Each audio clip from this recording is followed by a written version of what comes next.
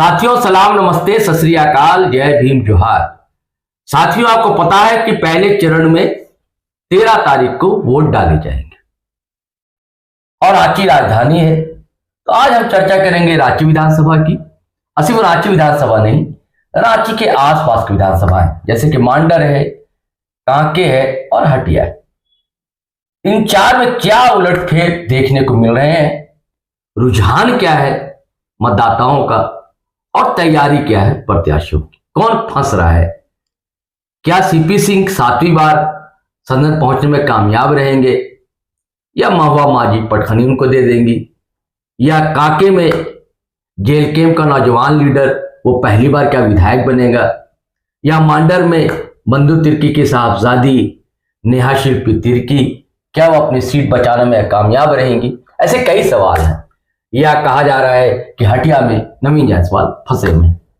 दरअसल हमारे साथ सीनियर साथी हैं सरफराज कुरैशी, इधर लगातार ये 2 दिन लापता रहे। आपने देखा ये घूम रहे थे विधानसभाओं में, कई जगह ये घूमे, कई जगह कई लोगों से इन्होंने बातचीत की, आसपास तो गए ही है, खिजरी भी गए थे। लेकिन खिजरी की हम आज बात नहीं करेंगे दोस्तों, हटिया की तो बात करेंगे, कांके की बात करेंगे, रांची की बात करेंगे। तो हम ज्यादा भूमिका नहीं मानते दोस्तों, सीधे चलते हैं भाई सरफराज के पास और जानते हैं कि कहानी या कहते हैं कि ऊंट किस ओर करवट ले रहा है। बताइए सरफराज भाई, क्या आपके पास है, इतना लोगों से आप मिले, इतने लोगों से बातचीत की, तो क्या तस्वीर सामने उभर कर इन विधानसभाओं में आती है? देखिए शरद भाई, सीट वाइज अगर हम लोग तुलनात्मक करें कि कौन किधर जा रहा है जी, कौन फंस रहा है, कौन निकलने की किसकी संभावनाएं बढ़ रही हैं जी, तो सबसे पहले शुरुआत करते हैं हटिया से। जी, हटिया विधानसभा सीट पर नवीन जायसवाल लगातार 2 बार से हैं विधायक, तीसरी बार उनको हैट्रिक बनाने की तैयारी में जुटे हुए हैं। वहीं अजय नाथ सहदेव इस बार उनका विजय रथ रोकने के फिराक में है। अब देखना यह होगा, जो वोटरों का रुझान दिख रहा है शरद भाई अभी तक, कि यहाँ पर दमखम तो दोनों पार्टी लगा रहे हैं, दोनों के परिवार के लोग भी जुटे हुए हैं, उनकी पत्नियां भी अलग अलग कैंपेन में उतर रही हैं, लोगों से मिल रही हैं। और इस बार तो यहां तक कहा जा रहा था कि नवीन जायसवाल रांची विधानसभा सीट लड़ना चाहते, जो टिकट बंटवारे से पहले तक चर्चाएं थी कि नवीन जायसवाल रांची विधानसभा सीट से लड़ना चाहते हैं और अजय नाथ सहदेव कांग्रेस के बजाय भाजपा की टिकट पर हटिया से चुनाव लड़ना चाहते हैं। लेकिन ये बाद में सब क्लियर हो गया कि नहीं, ये किसी ने अफवाह उड़ाई थी। बहरहाल वहां पर मौका जो है इस बार हो सकता है कि पासा पलटता हुआ दिख जाए। हालांकि अभी भी वहां पर गढ़ जो है वो आप कह सकते हैं कि भाजपा का है, चूंकि भाजपा आजसू गठबंधन में है। आजसू के भी वोटर हटिया विधानसभा क्षेत्र में काफी संख्या में है, यही वजह है कि वहां थोड़ा सा मजबूती है। और अजय नाथ सहदेव को वहां जो दिक्कत है शैलेश भाई, वहां जेल कैंप से भी एक थोड़ी सी परेशानी हो रही है। हालांकि बहुत असर नहीं दिखेगा, लेकिन चूंकि वहां पर एक मुस्लिम प्रत्याशी मैदान में उतर गए जेल कैंप का बैनर तले, ऐसे में यह संभावनाएं जताई जा रही है कि अगर कहीं उनको वोट मिला तो हो सकता है कि नवीन जायसवाल की राह आसान हो जाएगी। तो अभी तक यही स्थिति दिख रही है हटिया में। एक चतुष्कोण बना रहे हैं सरफराज भाई, वो आजसू के लिए लगातार सक्रिय रहे, वहां से भरत काशी नाम का नौजवान लीडर है, और कोशिश थी कि आजसू के खाते में हटिया सीट चली जाए, नहीं गई। चर्चा थी कि वो जेएमएम ज्वाइन कर रहे हैं, हालांकि सीएम हाउस गए भी थे, कंफर्मेशन नहीं हो पाई, तो निर्दलीय ताल ठोक दी है हटिया में भरत काशी ने, और मेहनत कर रहे थे वो 2 साल से। आजसू का भी कुछ वोट बैंक था वहां पर, क्योंकि आपको पता होगा कि आजसू पहले भी वहां लड़ी है। हाँ, वो जीती भी थी। अजय नवीन जायसवाल जो है पहले आजसू के टिकट पर चुनाव जीत चुके हैं जी। तो ये और कहा यह जा रहा है कि हमेशा कहा जाता है कि परंपरागत वोट जो होता है भाजपा का, वो बाजार में होता है, मार्केट में होता है ना। कहा जाता है जो बिजनेस क्लास है, जो अपर मिडिल क्लास है, वो भाजपा का वोटर होता है। लेकिन ये भी सुनने को मिला सरफराज भाई कि भरत काशी वो डेंट कर रहे हैं, यानी कि सेंध लगा रहे हैं उन वोटरों को भी जो वोटर भाजपा का परंपरागत कहा जाता है। तो आपको क्या देखने को मिल रहा है? और अय्यूब अली मजलिस का तो कोई उम्मीदवार है नहीं, लेकिन एक मुस्लिम उम्मीदवार है शायद अय्यूब अली जेल कैंप से, तो वो कितना सेंध लगा पाएंगे कांग्रेस के लिए, यानी कि जो अजय नाथ शाहदेव है, क्योंकि एक एंटी इनकम्बेंसी भी देखने को मिल रही है, कुछ नाराजगी भी नवीन जायसवाल को लेकर वहां पर है। तो अब क्या है, आपने लोगों से बातचीत वगैरह की तो क्या देखने को मिला आपको? देखिए, एंटी कम्बेंसी तो थोड़ी बहुत रहती है सरोज भाई। लगातार जब कोई भी विधायक हो जाते हैं, एक बार 2 टर्म हो जाते हैं, तो एंटी कम्बेंसी रहती है। इसके बावजूद भाजपा जिस प्रकार से उस सीट पर मजबूत है, हटिया आप कह सकते हैं कि भाजपा काफी मजबूत है, आजसू का साथ पूरी तरह से मिल रहा है। ये अलग बात है कि कुछ जो भरत काशी है वो अपना कुछ वोट काटेंगे, लेकिन इसका बहुत असर जो है वो होता नहीं दिख रहा है कि पूरी तरह से नुकसान हो जाए नवीन जायसवाल को।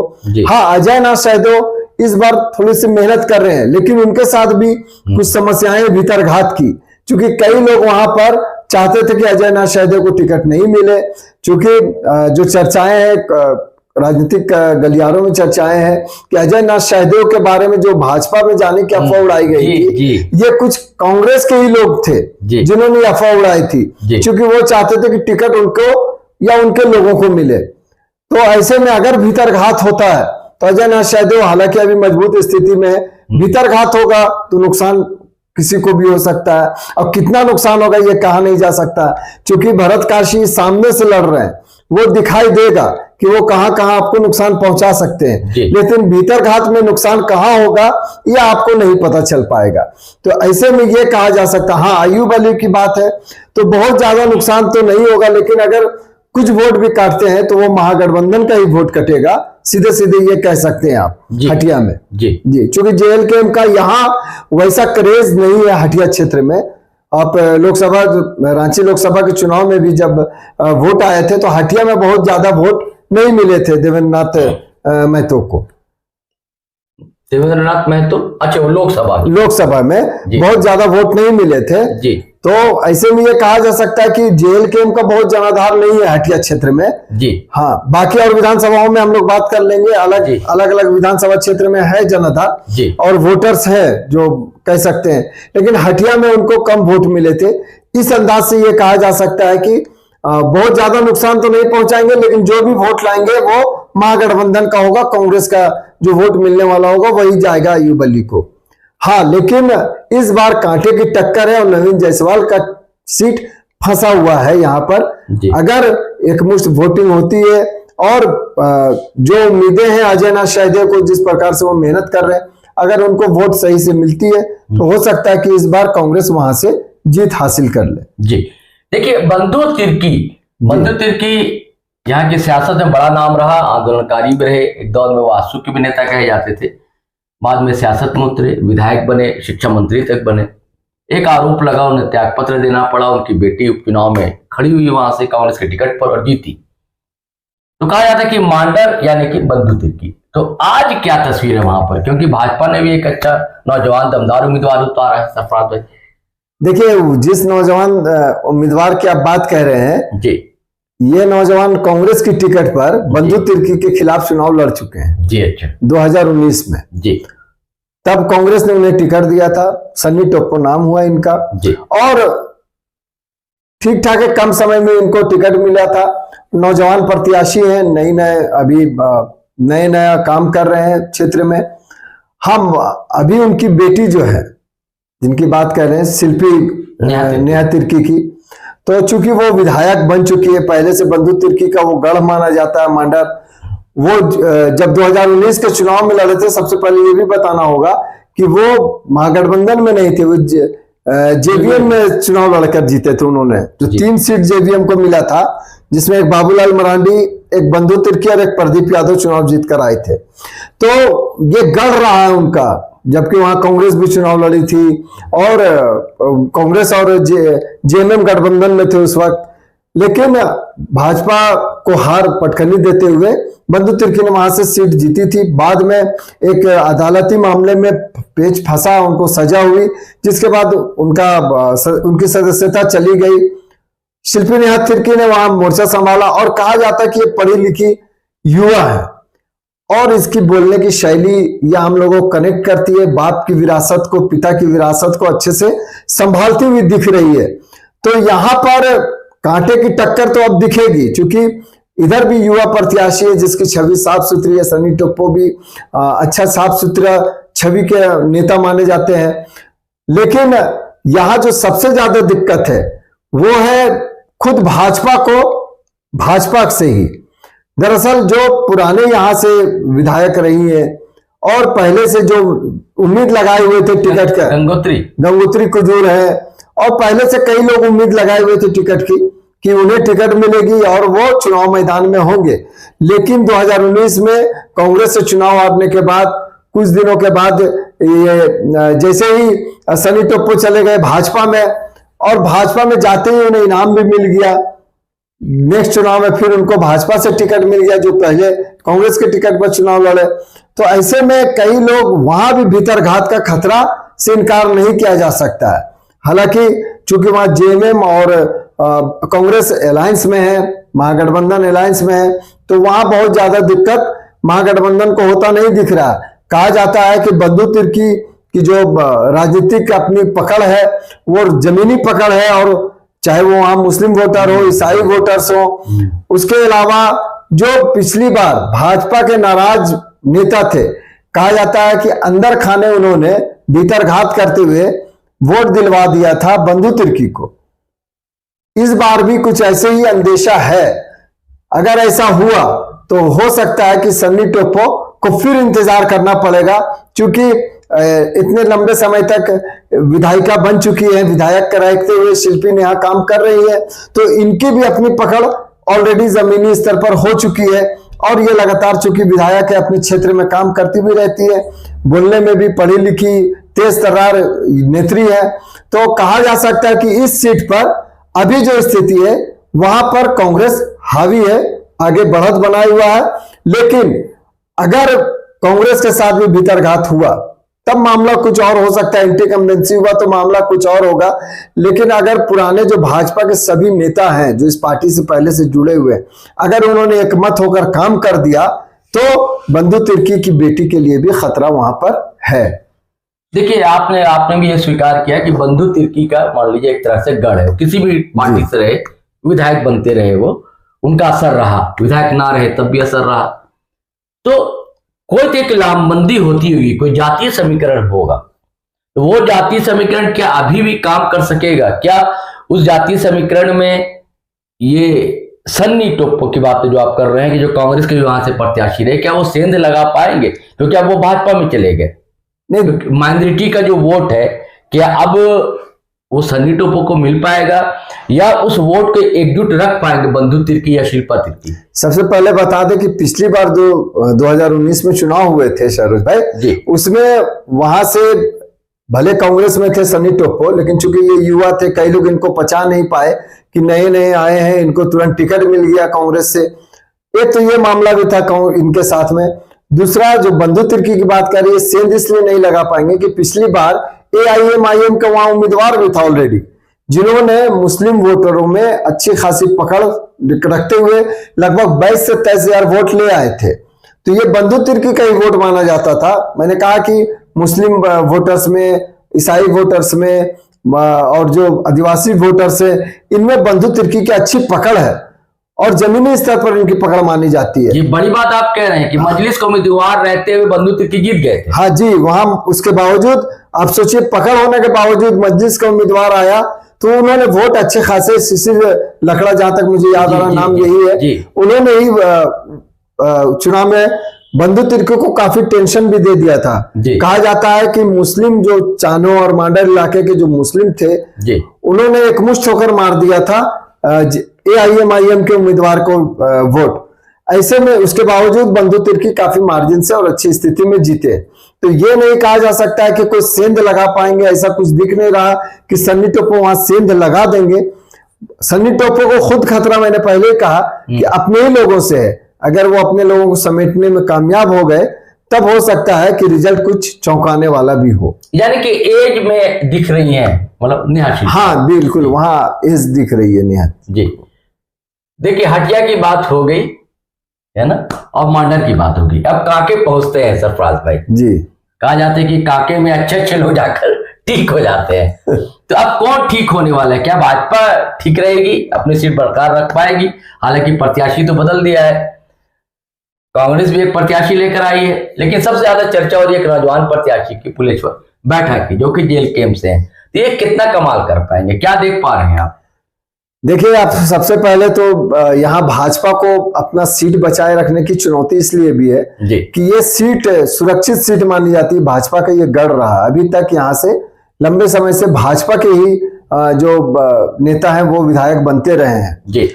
जिससे को अभी टिकट मिला है वो भी जीतू चरण राम, वो भी पहले विधायक रह चुके हैं जी। और ये लगातार ये फिर उनके बाद समरी लाल को सीट मिल गया था, टिकट मिला, वो जीते, फिर अब उनको टिकट मिल गया है।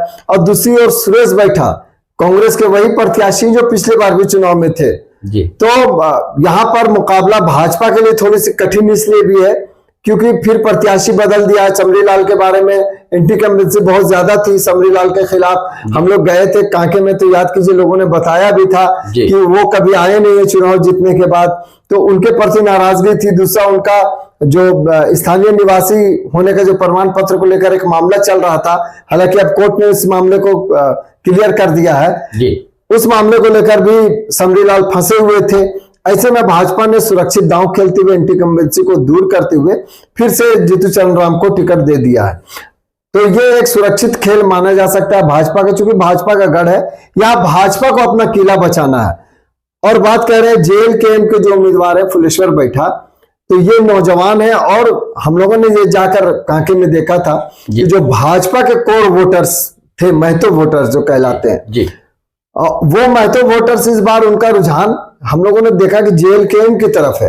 अभी भी जब हम लोग जाकर स्थानीय लोगों से बात कर रहे हैं तो पता चल रहा है कि उनका जो रुझान है वो अभी भी जेल कैंप की ओर है, क्योंकि टाइगर जयराम महतो वोटर्स सीधे सीधे उनसे जुड़ रहे हैं। यही वजह है कि ये नुकसान भाजपा के लिए हो सकता है, क्योंकि ये भाजपा के वोटर रहे हैं, सीधे तौर पर खुलकर आते हैं, चाहे गठबंधन में, अब इस बार आजसू भी गठबंधन में है, तो आजसू कोशिश करेगी कि महतो वोटर्स भाजपा की ओर शिफ्ट करें।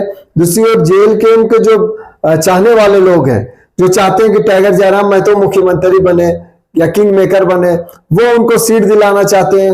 और लोकसभा की बात करें तो लोकसभा में भी जेल कैंप को, यानी जेबी केसेस जो थी पहले, उनको यहां से अच्छे खासे वोट मिले थे जी। तो ऐसे में ये उम्मीद की जा सकती है कि यहाँ पर त्रिकोणीय मुकाबला बनाने में लगे हुए फुलेश्वर बैठा, हालांकि नौजवान है, पहली बार चुनाव में उतर रहे हैं और दोनों बड़ी पार्टियां हैं, दोनों को दांव पेच, पुराने राजनीतिक दांव पेच पहले से पता है। फुलेश्वर बैठा इस मामले में थोड़े कमजोर साबित हो रहे हैं, क्योंकि ये पहले से इनके पास बड़ी टीम है, जेल कैंप के पास टीम नहीं है, संसाधन नहीं है।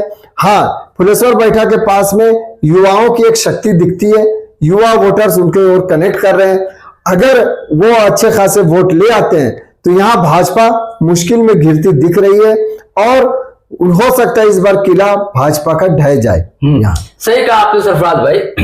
देखिए, एससी के लिए आरक्षित सीट है जी, है ना, जिसको हम लोग आम बोलचाल में दलित कहते हैं, दलितों के लिए। तो और यही कारण कहा जाता है कि भाजपा की तरफ दलितों का रुझान रहता है, और यहाँ भी जो 9 विधानसभा सीटें हैं उस पर ज्यादातर पे कब्जा भाजपा के भी रहा 2019 में, और कांके पर भी था जी, और पिछले बार भी था।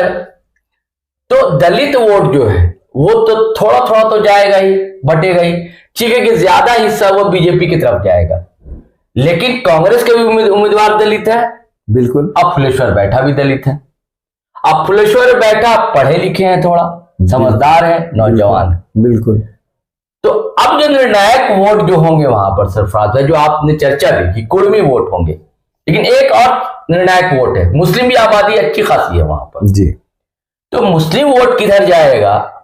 अब कुर्मी वोट बहुत ज्यादा तो नहीं, कुछ तो छिटक कर जाएगा मान लीजिए जेल कैंप की तरफ। तो अब निर्णायक स्थिति हो जाती है मुस्लिम वोटर्स की, कि मुस्लिम वोट या बट रहा है या किसी एक तरफ जाता हुआ दिख रहा है वहां पर। देखिए, मुस्लिम वोटर्स में जेल कैंप के कुछ युवा जो टाइगर जयराम महतो से कनेक्ट है जी, तो वो चाहते हैं कि जेल कैंप को भी वोट किया जाए जी। तो मुस्लिम वोट बटता तो दिख रहा, लेकिन बहुत ज्यादा स्थिति नहीं दिख रही है वहां। हाँ, वोट जाएगा जेल कैंप में जाने को दिख रहा है। जी। हाँ, अगर ज्यादा संख्या में जो उनके पास गया वोट जी, हालांकि अभी तक जो जमीनी स्तर पर दिख रहा है, जो लोगों से बातचीत करने पर पता चलता है कि बहुत ज्यादा नहीं वोट लेकिन जाएंगे। हाँ, अगर ज्यादा वोट संख्या में वोट गए तब फिर सुरेश बैठा के लिए भी, कांग्रेस के प्रत्याशी के लिए भी वहां पर चुनौती है। लेकिन जो अभी समीकरण है फुलेश्वर बैठा के मैदान में आने से, क्योंकि एक युवा है, पढ़े लिखे युवा है, इन पर कोई आरोप प्रत्यारोप भी नहीं लगा सकता, ना खरीद फरोख्त का और ना ही किसी तरह के करप्शन का। ऐसे में हाँ, दांव पेच के मामले में मैंने कहा कि चूंकि पुराने दिग्गज दो लोग मैदान पर हैं और उनकी बड़ी पार्टियां हैं, नेशनल पार्टियों से संसाधन है, मानव संसाधन भी उनके पास है, कार्यकर्ताओं की फौज भी है। जेल के उस मामले में थोड़ा फिसड्डी साबित होगा यहाँ पे, लेकिन युवाओं की जो पसंद है, खास करके हम लोग महतो बहुल क्षेत्र में जब गए थे तो वहां पर एक ही नाम आता था, टाइगर जयराम महतो। ऐसे में यह कहा जा सकता है कि फुलेश्वर बैठा वहां युवाओं का वोट लेने में सफल होते दिख रहे हैं। जी जी, अब रांची आ जाते सरफराज भाई जी। सीपी सिंह 7वीं बार भाग आजमाने उतर गए हैं। लगभग 70 साल उनकी उम्र होने जा रही है। पिछले दिनों एक अखबार में संवाद करते हुए उन्होंने बताया कि नहीं, अभी 67 साल का मैं हूं, अभी बूढ़ा नहीं हुआ हूं, मार्गदर्शक मंडल में नहीं जाऊंगा। लेकिन ये कहा कि ये मेरा आखिरी चुनाव है। हालांकि महुआ मांझी भी साथ बैठी तो उन्होंने टोका भी कि आप पिछले बार भी ये कह रहे थे कि आखिरी चुनाव पे फिर लड़ने के लिए आ गए। तो खैर, कहने का ये मतलब है कि क्या वो अपनी सीट बरकरार रख पाएंगे, क्योंकि 2-3 चीजें हैं। एक तो ये कि सभी लोग चाह रहे थे कि एक युवा चेहरा सामने, ठीक है, भाजपा से ही आए, भाजपा के लोगों का भी कहना कि भाई युवा को देते, युवा चेहरा को देते, ये लगातार बोर हो गए हम, मतलब 6 टर्म से यही विधायक हैं, बहुत ज्यादा इन्होंने काम भी नहीं किया है। लेकिन दूसरी तरफ ये है कि एक हिंदूवादी कैडर वोट होता है, वो तो एकजुट रहता है उनकी तरफ। लेकिन पिछले बार 800 नहीं थी गठबंधन में, तो बड़ा कम मार्जिन से जीत पाए थे, कहा जाता है कि 5000 के आसपास मार्जिन से। लेकिन इस बार शुरुआत में ऐसा लग रहा था कि महुआ मांझी तो भैया फतह कर लेंगे किला, क्योंकि भाजपा के कई बागी खड़े हो गए थे। और अब धीरे धीरे पता लग रहा है कि सब मान मनोबल हो गया है। तो अब क्या स्थिति आप देख रहे हैं यहाँ पर रांची में? देखिए, रांची में सीपी सिंह फंसे हुए दिख रहे थे। आपने सही कहा कि उनकी सीट फंस गई थी। कई लोग उनके ही पार्टी के चाहते थे कि युवा उम्मीदवार रहे, और इसी गुस्से में कई लोगों ने अपना नामांकन भी कर दिया था, जिनमें प्रमुख नाम मुंचुन राय और संदीप वर्मा जी थे जी। लेकिन बाद में डैमेज कंट्रोल करते हुए जो असम के मुख्यमंत्री और झारखंड के विधानसभा सह प्रभारी है हिमंता विश्वा शर्मा, उन्होंने डैमेज कंट्रोल किया, इनसे बात की और इन्हें मान मनोबल करके समझा बुझा लिया, नाम वापसी करा दिया। तो एक तरह से कह ले कि अब सुरक्षित होते हुए दिख रहे, क्योंकि जो सबसे ज्यादा नुकसान दिख रहा था वो मुंचुन राय के खड़ा होने से दिख रहा था। पिछली बार भी हम लोगों ने डिस्कस भी किया था, मैंने बताया था कि जब चुनाव जो काउंटिंग हो रही थी तो काउंटिंग में तब तक पिछड़े हुए थे सीपी सिंह जब तक चुटिया क्षेत्र का वोट नहीं खुला था। जैसे ही चुटिया क्षेत्र में एंट्री हुई, वोट और गिनती वोटों की शुरू हुई, तो सीपी सिंह वहां से लीड कर गए और लीड किए तो फिर जीत कर ही बाहर वहां से निकले। ऐसे में मुंचुन राय चूंकि चुटिया से थे और युवा है, उनके पीछे जो एक युवाओं की फौज है, लोग उनको पसंद कर रहे थे, तो वो खड़े हो जाने से अगर वहां चुटिया में वोट करता तो महुआ मांझी को क्लीन रास्ता दिखता हुआ दिख रहा था और वो भाग निकल जाती है आराम से।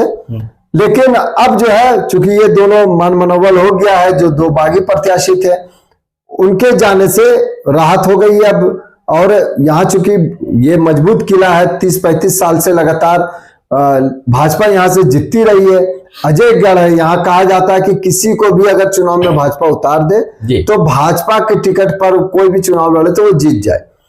ऐसे में सीपी सिंह फिर से एक बार मैदान में है और जो शुरुआती मुश्किल लग रही थी, तो वहां जो उनके कोर वोटर्स है, चूंकि ये पूरी तरह से शहरी क्षेत्र है, ये वोटिंग यहाँ जो होती है रांची विधानसभा में, और कहा जाता है कि जो शहरी वोटर्स होते हैं वहां भाजपा के वोटर्स होते हैं, क्योंकि शहर में भाजपा का गढ़ माना जाता है। तो इस बार भी वही स्थिति दिख रही है। महुआ मांझी को जो एक रास्ता दिख रहा था साफ सुथरा, उनको दिक्कत यहाँ भी AIMIM से हो गई है। AIMIM ने यहाँ प्रत्याशी दिया मेहताब आलम, जो युवा है और लगातार मेहनत कर रहे। कहा जाता है कि जो मुस्लिम वोटर्स थे, जो क्रिश्चियन वोटर थे, ये पूरी तरह से इस बार जेएमएम महागठबंधन की ओर जाते हुए दिख रहे थे, लेकिन अब एआईएम के आने से ये अब बढ़ता हुआ दिख रहा है। मुस्लिम का जो वोट से वो यहाँ पर कुछ कुछ बढ़ रहा है, और ये कितना बढ़ेगा ये तो वोटिंग में पता चलेगा, लेकिन जो जमीनी स्तर पर पता चल रहा है कि कुछ दिनों पहले तक एआईएम को लेकर बहुत ज्यादा क्रेज नहीं था। अब जो है नाराजगी है लोगों में कि महागठबंधन की ओर से मुस्लिम प्रत्याशी कम दिए गए हैं। ऐसे में एआईएम को आगे बढ़ाना चाहिए, भले ही वो चुनाव हार जाए। तो ऐसे में कहा जा सकता है कि चूंकि 5,000 वोट से महुआ माझी करीब 5-5,500 वोट से पिछली बार हारी थी, तब जब कई लोग उस वक्त भी बागी होकर खड़े हो गए थे भाजपा के साथ में। आजसू उस वक्त इनके साथ में गठबंधन में नहीं थी। इस बार गठबंधन में आजसू की भी ताकत साथ में मिलेगी, तो ऐसे में अब महुआ माझी के लिए दिक्कत दिख रही है। यहाँ पर वो फंसी हुई है और लग रहा है कि सीपी सिंह फिर से एक बार आगे भागेंगे और अपनी सीट बचाने में कामयाब हो जाएंगे। लेकिन यहां भी एक प्रत्याशी है जो जेएलकेएम से है, राजकिशोर महतो। अब कहा जाता है कि मैंने कहा कि महतो वोटर्स वो है भाजपा के साथ सीधे सीधे जुड़ते थे, लेकिन अब राजकिशोर महतो है, महतो खुद है, महतो जाति से वोटर्स हैं, और जेएलकेएम टाइगर जयराम को लेकर लोग कनेक्ट हैं जो खास करके महतो जाति के वोटर्स है। तो कहा जाता है अभी कि सुदेश महतो से भी ज्यादा और जेएलकेएम के जो टाइगर जयराम है उनसे लोग कनेक्ट हो रहे हैं। ऐसे में अगर राजकिशोर महतो चुटिया इलाके में जो महतो वोटर्स हैं, अगर उनका वोट वो काट लेते हैं तो सीपी सिंह के लिए भी परेशानी हो सकती है। ऐसे में तब मामला दिलचस्प हो जाएगा, कौन निकलेगा कौन नहीं निकलेगा। हो सकता है कि वोट की जीत की मार्जिन कम हो। एक और नाम छूट गया था सरोज भाई कि जो बागी होकर चुनाव लड़ रहे थे, उसमें डॉक्टर भारती कश्यप के जो पति है उन्होंने भी नॉमिनेशन कर दिया था, जिसे केंद्रीय मंत्री जो है केंद्रीय राज्य मंत्री संजय सेठ ने, रांची सांसद ने उन्हें समझा बुझाकर वापस कर दिया। तो मतलब भाजपा अपनी सीट बचाने में चारों तरफ से डैमेज कंट्रोल करके ठीक ठाक कर ली।